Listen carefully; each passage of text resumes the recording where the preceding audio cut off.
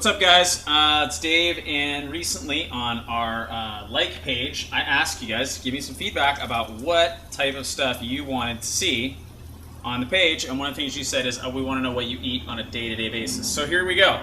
I'm making an omelet today, and so I'm going to walk you through how I'm doing this. Hold on, let me just separate these out.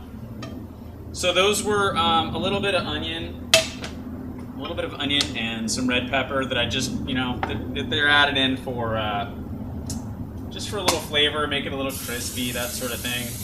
This is coconut oil. Sometimes I use the spray one, it's a little more convenient. Really like the oil format as well. Coconut oil is nice, it's high in healthy fats for you. Helps you get your calories up if you're like me and you tend to not eat enough. Just generally very, very healthy. So then I've got this little mixture that I've put together.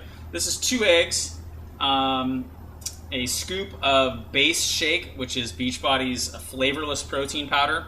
I add that to get the protein up, and also because it changes the consistency of it and it makes it a little bit easier to kind of do the whole omelet thing with. A little bit of cilantro and some garlic. So pretty simple there. Just kind of working with medium heat here. I have this fancy little omelet pan. You do not need a fancy omelet pan in order to make an omelet. I just happen to have this one, so that's what I'm using. Pop that in there. And I need a lid. So anyway, you just kind of want to let this cook slowly. I got some flack the other day for cooking with high heat and kind of searing the outside of it. The protein powder, if you're going to use something like base shake, the protein powder you got to cook with low heat because it'll brown up really, really fast, and sometimes it looks kind of burnt. So anyway, I gotta give this a minute to cook, and I'll be back.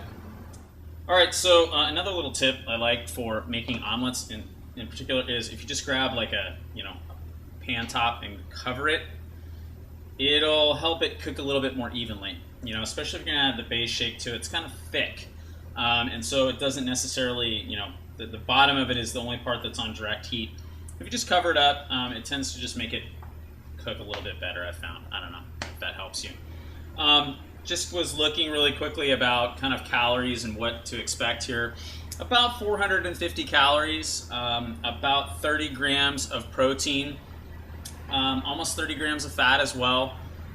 Almost no carbs, very, very low in carbs here. It's basically the vegetables, so that's about it.